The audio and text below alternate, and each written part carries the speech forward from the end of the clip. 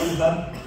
Dan biarlah hadirat-Mu itu yang menguasai ruangan ini, yang menguasai hati kami, yang menguasai hidup kami. Karena dengan hadirat-Mu kami boleh melangkah dengan kepastian. Kami boleh melangkah dari satu kemenangan kepada kemenangan. Oleh karena itu Tuhan, hanya hadirat-Mu yang kami perlukan di tempat ini. Hadirat yang lain yang tidak berasal dari-Mu dipatahkan, diusir dari tempat ini di dalam nama Tuhan Yesus Kristus.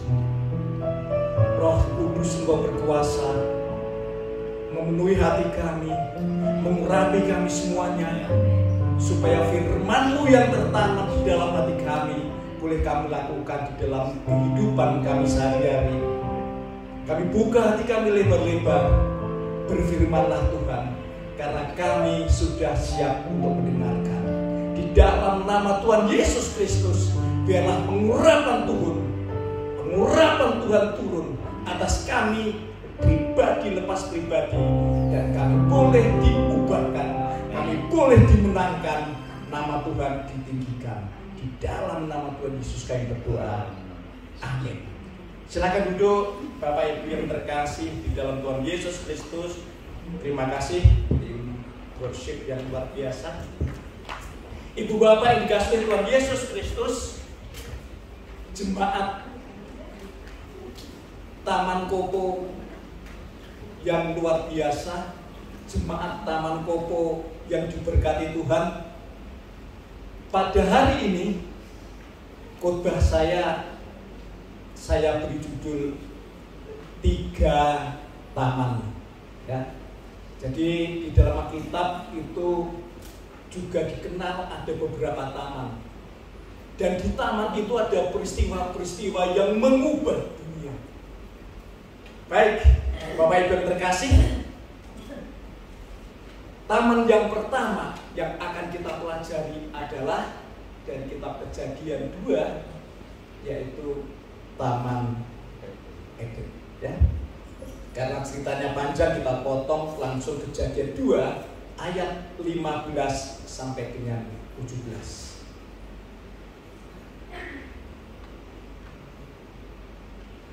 Kejadian 2 ayat 15 sampai dengan 17. Demikian firman Tuhan. Tuhan Allah mengambil manusia itu dan menempatkannya dalam Taman Eden untuk mengusahakan dan memelihara taman itu. Lalu Tuhan Allah memberi perintah ini kepada manusia. Semua pohon dalam taman ini boleh kau makan buahnya dengan bebas. Tetapi pohon pengetahuan tentang yang baik dan yang jahat itu janganlah kau makan buahnya, sebab pada hari engkau memakannya pastilah engkau mati. Ibu bapak yang dikasihi Tuhan Yesus Kristus, ketika Tuhan menciptakan jagat raya ini, ketika Tuhan menciptakan alam semesta ini, Alkitab selalu mencatat hari pertama Tuhan itu menciptakan dan Tuhan melihat baik adanya. Hari kedua Tuhan menciptakan dan Tuhan melihat baik adanya. Hari ketiga Tuhan menciptakan dan Tuhan melihat baik adanya. Semua yang diciptakan Tuhan itu baik adanya. Apalagi ketika Tuhan menciptakan manusia, ciptaan yang sangat disenangi oleh Tuhan, ciptaan favoritnya Tuhan. Ketika manusia selesai di tempat, di alam raya, di jagat raya itu, jagat raya yang baik, alam yang baik itu menjadi tempat manusia, tetapi Tuhan tetap tidak puas. Tuhan ingin menempatkan diri manusia menjadi tempat yang lebih baik. Oleh karena itu Tuhan menciptakan satu taman. Dan kemudian Alkitab mencatat taman ini diberi nama Taman Eden. Taman Eden adalah tempat yang Tuhan ciptakan untuk didiami manusia pertama. Adam setelah diciptakan ditaruhlah di Taman Eden. Dan di Taman Eden itulah manusia berada, tetapi sendirian. Kemudian Tuhan melihat, Alkitab mencatat baik, dan pertama kali Alkitab mencatat tidak baik, yaitu ketika manusia seorang diri saja. Maka Tuhan menciptakan satu makhluk lain yang setara, yang sepadan, yaitu wanita, Adam dan Hawa, ciptaan laki-laki dan ciptaan perempuan, kedua-duanya diciptakan dan diletakkan di Taman Eden. Jadi di Taman Eden itu ada tumbuh-tumbuhan, ada binatang, ada sepasang manusia. Dan yang tidak boleh dilupakan, di Taman Eden juga ada penguasa lain, yaitu setan, yaitu iblis. Di tengah-tengah taman itu Tuhan menciptakan satu pohon, yaitu pohon pengetahuan yang baik dan yang jahat. Dan Tuhan berfirman kepada manusia, semua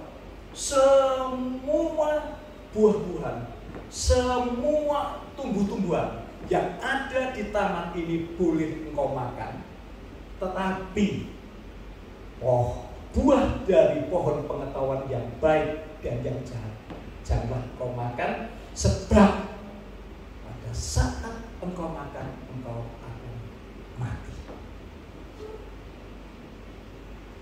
Kita tahu kisah selanjutnya, pertemuan manusia dengan iblis, pertemuan manusia dengan setan dalam rupa ular tiap hari berlangsung, dan pada akhirnya di dalam diri manusia yang Tuhan katakan engkau boleh makan dengan bebas, karena di dalam diri manusia memang ada kebebasan, ada free will, bebas berkehendak, supaya manusia itu tidak menjadi robot, tetapi manusia setiap saat boleh memilih.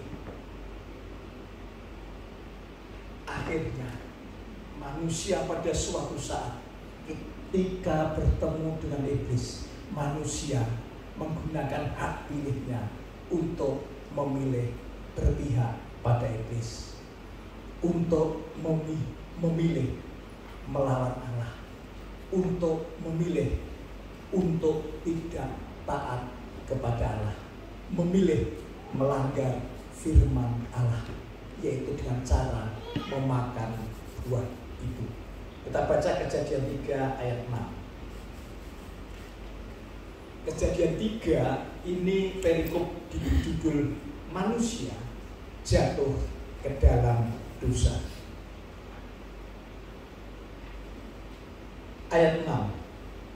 Perempuan itu melihat bahwa buah pohon itu baik untuk dimakan dan sedap kelihatannya. Lagi pula pohon itu menarik hati karena memberi pengertian. Lalu ia mengambil dari buahnya dan dimakannya, dan diberikannya juga kepada suaminya yang bersama-sama dengan dia, dan suaminya pun memakannya. Disitulah ketika manusia tertarik dengan larangan Tuhan.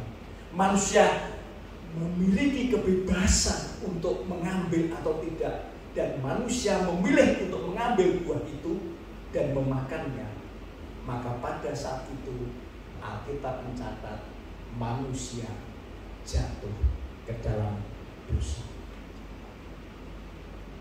Kesimpulannya, di dalam Alkitab ada satu taman, namanya Taman Eden. Dan di Taman Eden itulah sejarah mencatat manusia jatuh ke dalam dosa.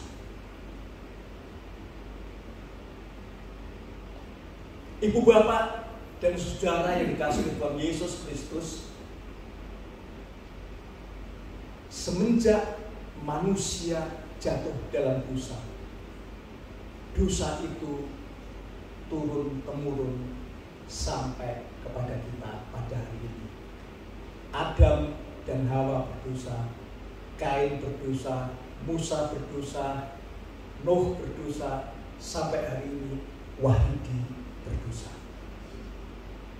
Apa yang terjadi di Taman Eden itu terasa akibatnya sampai sekarang, bahwa tidak ada kemuliaan Tuhan di dalam diri manusia karena semua manusia sudah berdosa. Di Taman Eden inilah tragedi yang begitu besar terjadi. Manusia jatuh ke dalam dosa. Puji Tuhan, ada taman yang kedua. Bapak Ibu yang terkasih, mari kita lihat Matius 26.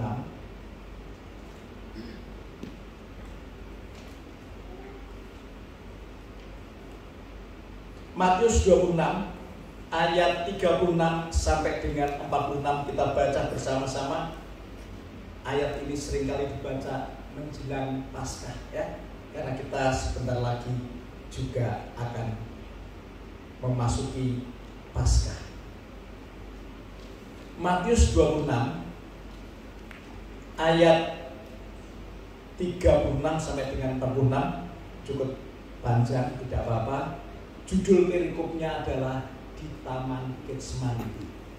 Jadi hari ini kita berbicara tentang 3 taman. Taman pertama adalah Taman Eden, dan taman kedua adalah Taman Getsemani. Matius 26 ayat 36 sampai dengan 46, demikian firman Tuhan. Maka sampailah Yesus bersama-sama murid-muridnya ke suatu tempat yang bernama Getsemani. Lalu ia berkata kepada murid-muridnya, duduklah di sini sementara aku pergi ke sana untuk berdoa. Dan ia membawa Petrus dan kedua anak Zebedius sertanya. Maka mulailah ia merasa sedih dan gentar. Lalu katanya kepada mereka, hatiku sangat sedih, seperti mau mati rasanya. Tinggallah di sini dan berjaga-jagalah dengan aku. Maka ia maju sedikit lalu sujud dan berdoa, katanya, ya Bapakku, jikalau sekiranya mungkin, biarlah cawan ini lalu daripadaku. Tetapi janganlah seperti yang kukehendaki, melainkan seperti yang Engkau kehendaki. Setelah itu ia kembali kepada murid-muridnya itu dan mendapati mereka sedang tidur. Dan ia berkata kepada Petrus, tidakkah kamu sanggup berjaga-jaga 1 jam dengan aku? Berjaga-jagalah dan berdoalah, supaya kamu jangan jatuh ke dalam pencobaan. Roh memang penurut, tetapi daging lemah. Lalu ia pergi untuk kedua kalinya dan berdoa, katanya, ya Bapakku, jikalau cawan ini tidak mungkin lalu kecuali apabila aku meminumnya, jadilah kehendak-Mu. Dan ketika ia kembali pula, ia mendapati mereka sedang tidur sebab mata mereka sudah berat. Ia membiarkan mereka di situ, lalu pergi dan berdoa untuk ketiga kalinya dan mengucapkan doa yang itu juga. Sesudah itu ia datang kepada murid-muridnya dan berkata kepada mereka, tidurlah sekarang dan istirahatlah.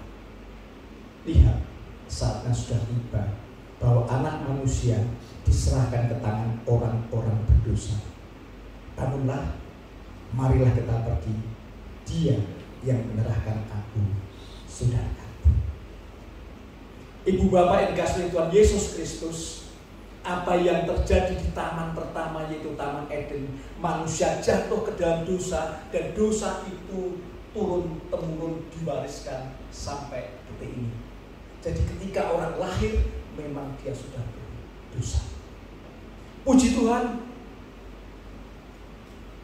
Alkitab mencatat pada saat manusia jatuh dalam dosa, pada saat yang sama itu pula, tidak nunggu nanti dan tidak usah menunggu berlama-lama, seketika itu juga Tuhan Bapa di surga membuat desain pengampunan. Sudah direncanakannya satu skenario pengampunan. Dan pengampunan itu Perjanjian Baru mencatat digenapi oleh Tuhan Yesus Kristus. Di dalam kehidupan Tuhan Yesus Kristus, Tuhan Yesus seringkali menyendiri untuk berdoa. Pada peristiwa ini di Taman Getsemani, Alkitab mencatat 3 kali Tuhan Yesus berdoa dengan sungguh-sungguh. Di Taman Getsemani inilah Tuhan Yesus harus mengambil keputusan.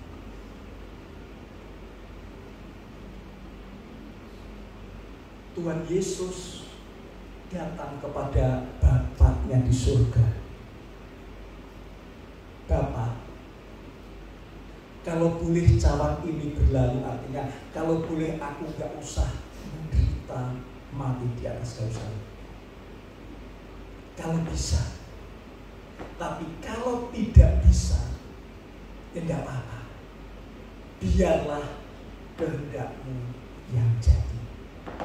Jadi di Taman Getsemani inilah Tuhan Yesus memutuskan untuk menyerahkan kehendak-Nya kepada kehendak Bapaknya di surga. Sangat kontras dengan Taman Eden. Di Taman Eden manusia itu memuaskan kehendak-Nya sendiri. Manusia mengambil keputusan untuk menggunakan kehendak-Nya sendiri di Taman Eden. Tetapi di taman yang kedua, di Taman Getsemani, Alkitab mencatat Tuhan Yesus tidak menggunakan kehendak-Nya sendiri, tetapi Dia menyerahkan kehendak dirinya sendiri kepada kehendak Bapa.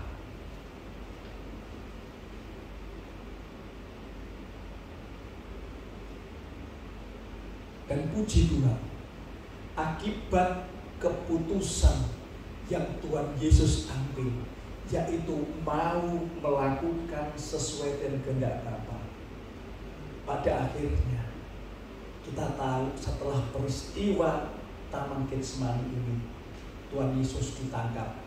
Dan mulai detik ini, mulai detik ditangkap itu, aniaya demi aniaya terjadi. Penghinaan demi penghinaan terjadi. Derita demi derita terjadi. Kesengsaraan demi kesengsaraan terjadi. Belum pernah ada manusia yang mendapatkan aniaya yang begitu luar biasa.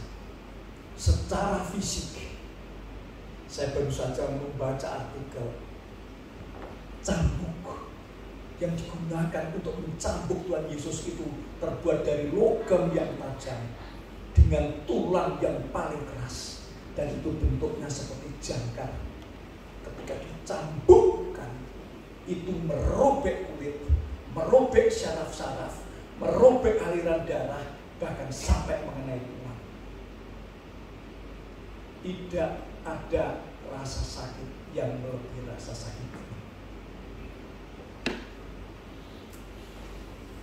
Dan itu tidak hanya sekali, tidak hanya 2 kali, berkali-kali, sampai di punggungnya tidak ada lagi tempat yang tidak robek oleh cambukan itu.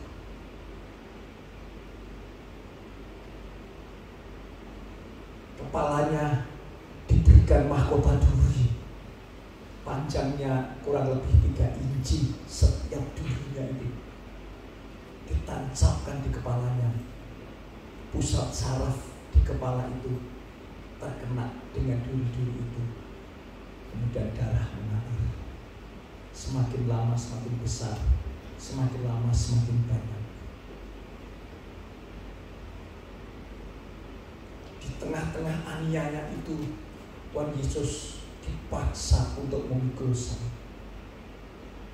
di dalam kesakitannya itu, sepanjang jalan yang dilewati, penuh dengan hinaan, penuh dengan celaan, penuh dengan ejekan.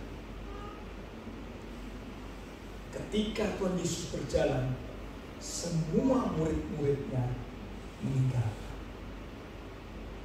Jadi secara fisik Tuhan Yesus tersiksa, secara jiwa, secara hati Tuhan Yesus tersiksa.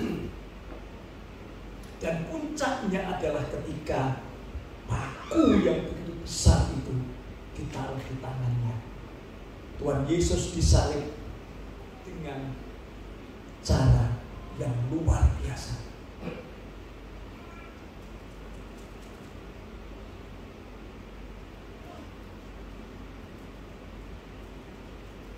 Akibat dari itu, kita semua diselamatkan.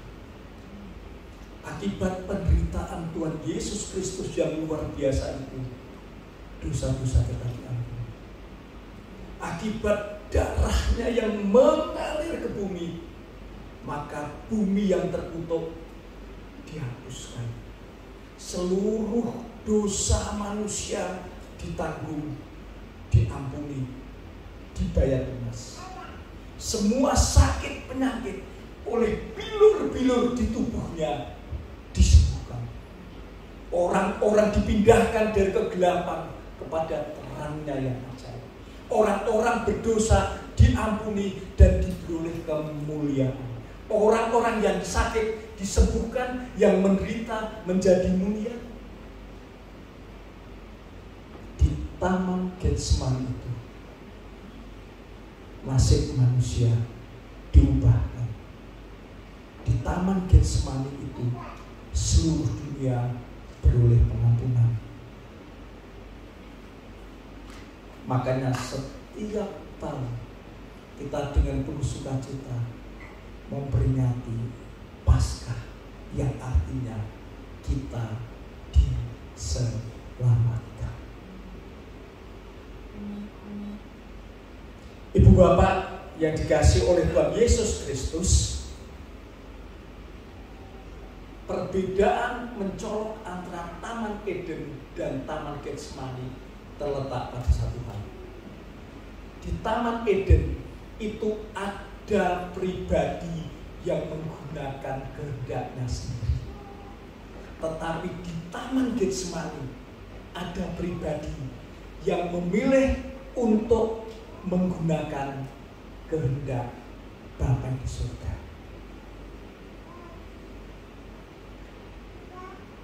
Ibu bapak yang terkasih, sekarang kita masuk ke taman yang ketiga. Ada yang tahu kira-kira apa taman yang ketiga? Ya, taman yang ketiga adalah Taman Kopo Indah. Boleh tepuk tangan dong untuk taman ketiga. Jemaat Tuhan GKI Yerusalem Taman Kopo Indah Bandung yang dikasihi Tuhan Yesus Kristus, mari kita buka 1 Petrus 2 ayat 9 sampai dengan 10. 1 Petrus 2 ayat 9 dan 10.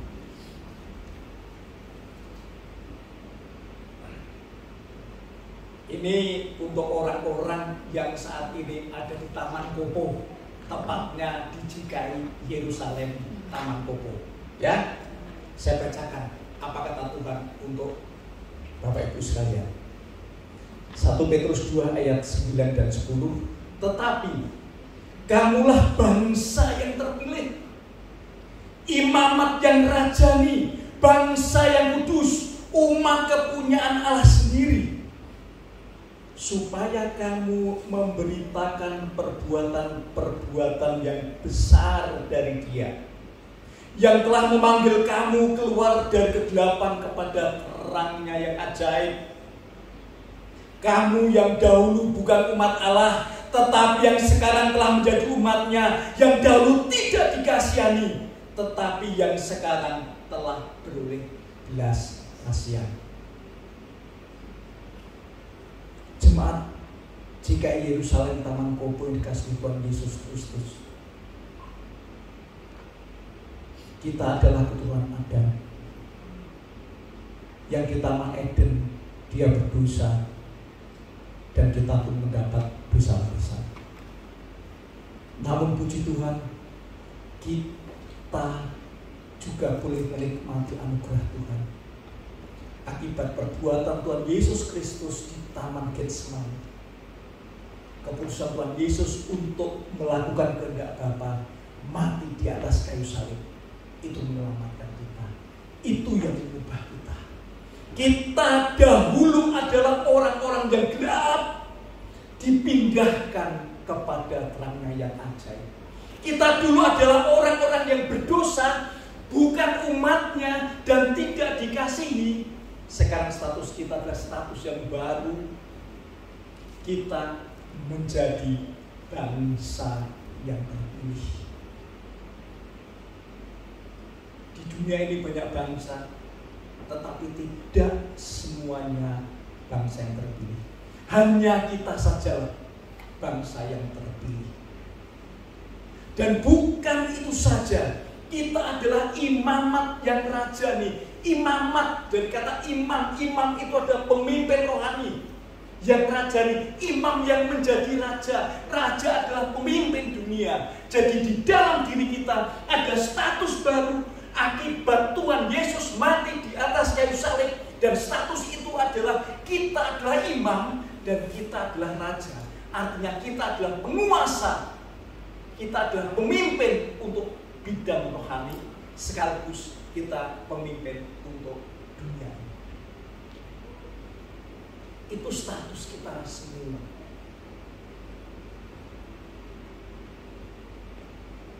Bukan cuma bangsa yang terpilih, tapi kita adalah imam-imam, kita adalah raja-raja. Status yang ketiga, bangsa yang kudus. Bangsa yang kudus adalah bangsa yang disendirikan, bangsa yang dipisahkan dari bangsa lain untuk diampuni dosanya, untuk dikasihi, untuk diberkati. Karena apa? Karena status kita yang keempat, kita adalah umat kepunyaan Allah sendiri. Enggak main-main, kita adalah kepunyaan Allah sendiri.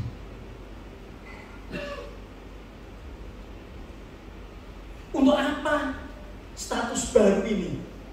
Bangsa yang terpilih, imamat yang rajani, bangsa yang kudus, umat kepunyaan Allah sendiri. Untuk apa? Supaya memberitakan perbuatan-perbuatannya Tuhan Yesus. Jadi dengan status yang baru itu, kita punya tugas, kita punya kewajiban yang harus kita lakukan, yaitu kita memberitakan tentang Tuhan Yesus, memberitakan apa yang sudah dilakukan Tuhan Yesus, memberitakan bahwa Tuhan Yesus sudah mati untuk menebus dosa manusia.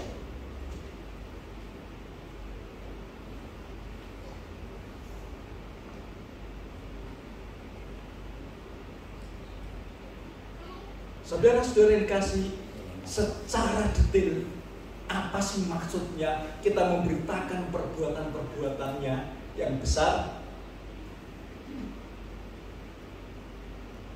Kita baca Roma 12.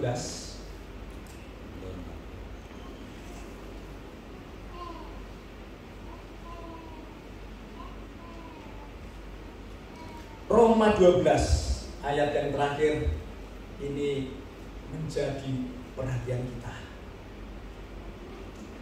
Roma 12 ayat 1 dan 2. Roma ini mengalir, kita baca dari Roma 12 ayat 1 dan 2, nanti pada akhirnya sampai Roma 12 ayat 11 ya. Kita pada hari ini kita belajar Roma 12 ayat 1 sampai dengan 2. Demikian firman Tuhan. Judul perikopnya persembahan yang benar.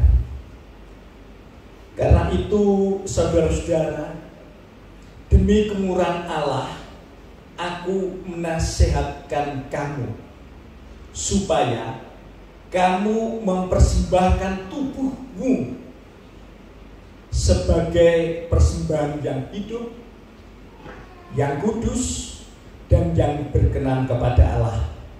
Itu adalah ibadahmu yang sejati. Janganlah kamu menjadi serupa dengan dunia ini, tetapi berubahlah oleh pembaharuan budimu, sehingga kamu dapat membedakan manakah kehendak Allah, apa yang baik, apa yang berkenan kepada Allah, dan yang sempurna. Jemaat GKI Yerusalem Taman Kopo Indah, Bandung yang dikasihi Tuhan Yesus Kristus, apa yang bisa kita lakukan pada saat kita tahu bahwa kita sudah diselamatkan, bahwa kita sekarang memiliki status baru di dalam Tuhan Yesus? Yang kita lakukan adalah mari kita mempersembahkan. Apa yang kita persembahkan? Tubuh kita. Apa sih maksudnya mempersembahkan tubuh ini? Mempersembahkan tubuh itu berbicara tentang berkarya bagi Tuhan. Mempersembahkan tubuh berbicara tentang kita melayani.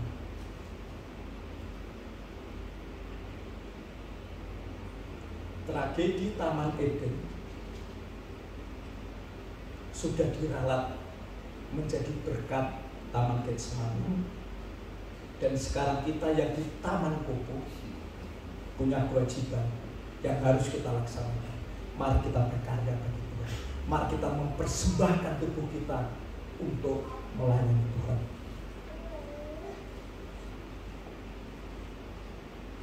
Jadi saudara yang sudah lama jadi jemaat, hari ini Tuhan ingatkan buat kita semua, itu tidak cukup. Menjadi jemaat yang setia itu bagus, tetapi mari kita melangkah pada level yang lebih tinggi lagi. Ingat, ini adalah perintah Tuhan Yesus itu sendiri yang sudah menyelamatkan kita untuk kita berkarya bagi Tuhan, untuk kita melayani Tuhan, untuk kita mempersembahkan tubuh kita. Kenapa? Karena kita sudah menikmati kemurahan Allah. Oleh karena itu Rasul Paulus menuliskan, demi kemurahan Allah aku menasihatkan kepadamu, persembahkanlah tubuhmu sebagai persembahan yang hidup. Persembahan yang hidup itu artinya salah satu ciri-ciri orang hidup, salah satu ciri kehidupan adalah bergerak maju, ada progres, ada peningkatan. Itulah hidup. Kalau dulu kita hanya menjadi jemaat biasa, mari kita sekarang terlibat pada kegiatan-kegiatan pelayanan. Apapun yang bisa kita lakukan, kita lakukan. Banyak yang bisa kita lakukan untuk gereja kita ini. Kita bisa melihat kekurangan-kekurangan dan kita boleh sampaikan ke Pak Gembala, saya ingin membantu di bidang ini, saya bisa seperti ini, saya ingin membantu ini, aku ingin melayani ini. Supaya semakin lama gereja ini pun juga tumbuh dan hidup. Bukan hanya gereja tumbuh dan hidup, kita pun tumbuh dan hidup. Persembahkanlah tubuhmu sebagai persembahan yang hidup. Ada progres. Nanti singer jadi WL bawa firman. Gak bisa Pak? Bisa. Nanti kita belajar bersama-sama. supaya semakin banyak, supaya kita tidak mengandalkan satu bapak gembala saja, ya, kita bisa bersama-sama melayani di gereja Tuhan ini. Persembahkanlah tubuhmu sebagai persembahan yang hidup, yang kudus.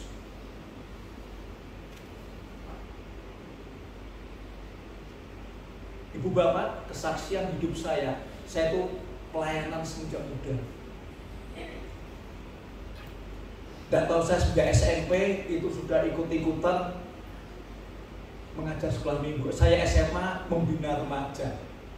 Saya kuliah, saya keliling kota Bandung ini untuk datang kepada ibadah-ibadah anak muda. Status saya mahasiswa biasa. Dari pelayanan yang panjang itu, memang saya mengakui ada satu pelayanan yang paling sulit, yaitu mengkhotbahkan apa yang saya lakukan dan melakukan apa yang saya khotbahkan. Jangan sampai gajah dilakoni, iso khotbah reso lakoni. Itu sesuatu yang memang sulit. Itulah maknanya kita harus menjaga kekudusan. Karena mimbar ini adalah mimbar yang kudus. Saya harus memastikan hidup saya kudus. Saya harus memastikan hidup saya baik. Saya harus memastikan jangan sampai hidup saya menjadi batu sandungan atas pelayanan yang saya lakukan. Dan itu berlaku untuk seumur hidup. Saya menyadari inilah hal yang paling sulit. Namun ini perintah Tuhan. Tuhan sudah mengampuni dosa-dosa saya. Dan tugas saya adalah memperjuangkan keselamatan itu sepanjang hidup saya. Saya harus mempersembahkan tubuh saya, bukan hanya persembahan yang hidup, tapi juga persembahan yang kudus. Dan yang terakhir, persembahan itu harus berkenan kepada Allah. Gak cukup kita melayani, tapi kita harus menjaga hidup kita kudus. Dan kita naik progres lagi.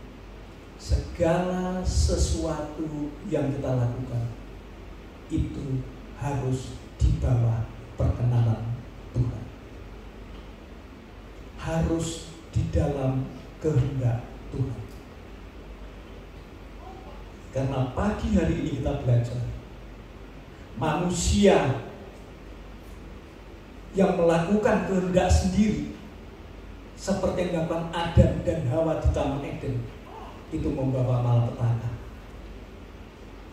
Tetapi Tuhan Yesus Kristus yang menyerahkan kehendaknya kepada Tuhan, kepada Bapaknya, menyelamatkan manusia. Dan yang menjadi pelajaran kita adalah di Taman Koko ini kita harus menyerahkan kehendak kita. Kita menyerahkan rancangan kita. Kita menyerahkan hidup kita. Kita menyerahkan tubuh kita. Kita menyerahkan pelayanan kita sesuai dengan kehendak Tuhan.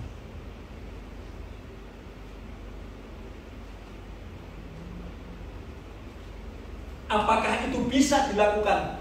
Tidak bisa.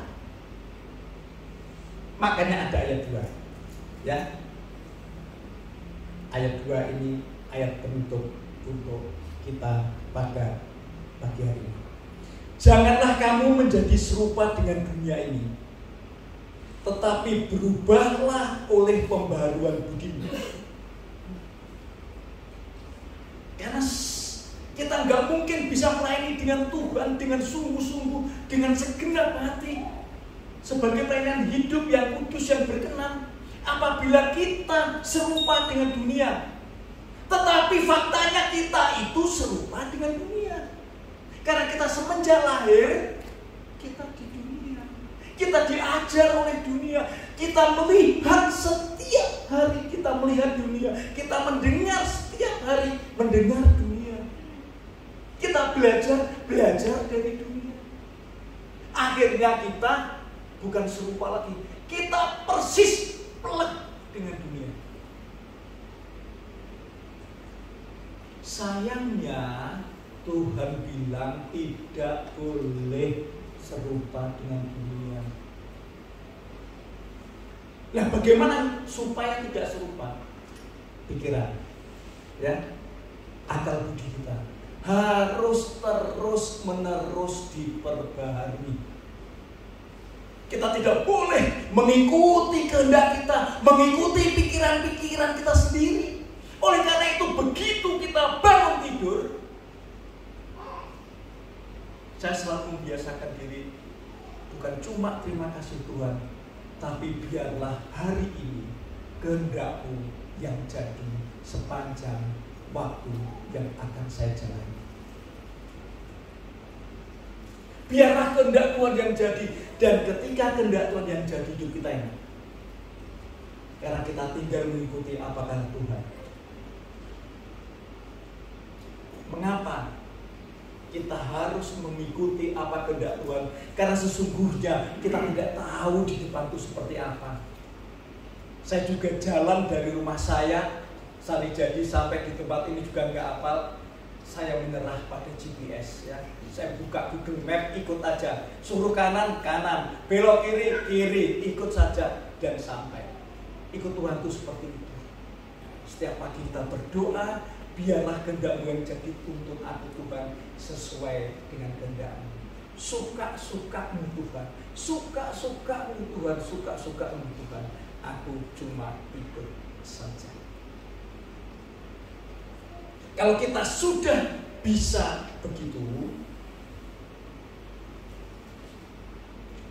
dan itu gak sulit, kita harus lakukan secara disiplin setiap hari, setiap saat, supaya apa? Pada akhirnya kita bisa membedakan manakah kehendak Allah Bapa. Kalau kita sesuai dengan kehendak Tuhan, maka kita tahu mana kehendak Bapa, mana yang baik, mana yang berkenan kepada Allah Bapa, dan mana yang sempurna. Dan kesana kita akan melangkah. Kita akan berjalan menuju kehendak Bapa. Kita tahu mana yang baik, mana yang tidak baik. Kita tahu mana kehendak Bapa, mana yang bukan kehendak Bapa. Pada akhirnya kita tahu dan kita bisa memilih yang sempurna. Jemaat, jika Yerusalem Taman Kopo yang dikasihi Tuhan, ada 3 taman. Taman Eden, Taman Getsemani, dan hari ini kita berada di Taman Kopo. Di Taman Kopo ini Tuhan mengingatkan kepada kita semua berkarya bagi Tuhan, melayani Tuhan, dan kita mengikuti kehendak Tuhan. Tuhan Yesus memberkati. Amin. Mari kita berdoa.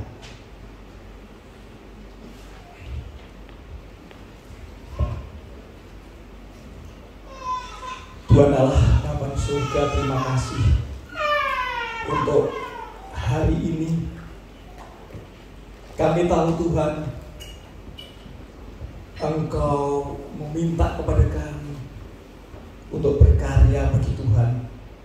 Sebab itulah kehendak-Mu atas hidup kami.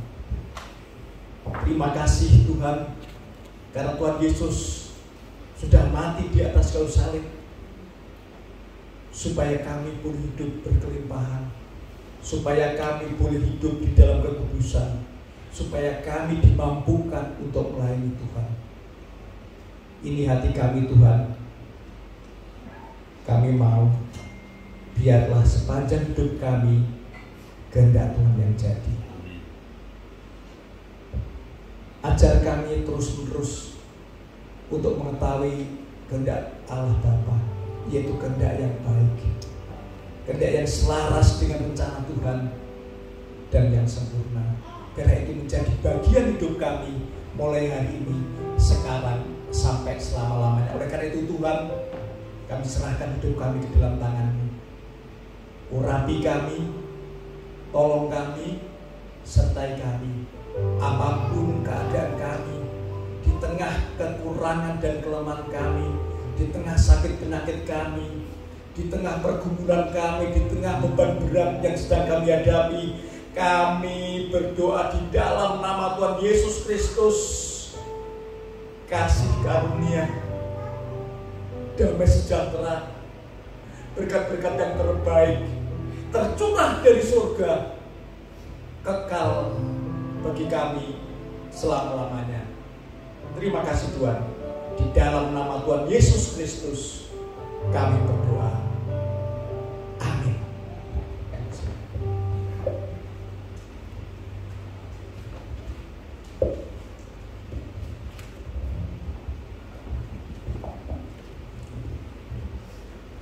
Pasalnya kita akan mengumpulkan persembahan. Mari kita bersatu dalam doa. Tuhan Yesus, terima kasih untuk kasih-Mu dan anugerah-Mu. Terima kasih untuk firman yang telah kami dengarkan. Biarlah firman ini menjadi renungan kehidupan kami.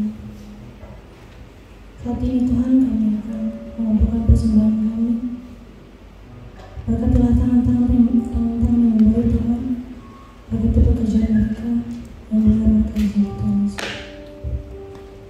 Terima kasih Tuhan Yesus. Dalam nama Bapa dan Putra dan Roh Kudus. Haleluya. Amin.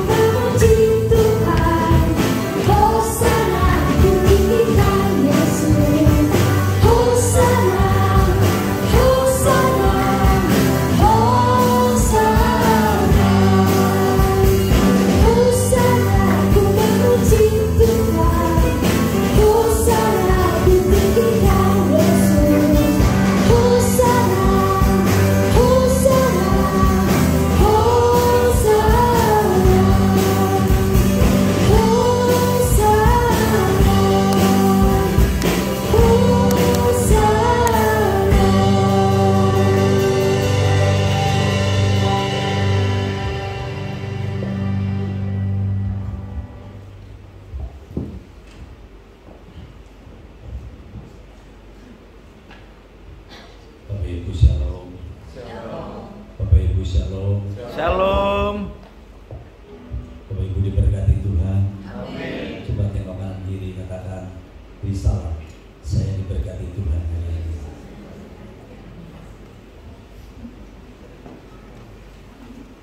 Bapak Ibu jangan lupa taman yang ketiga, taman Kopo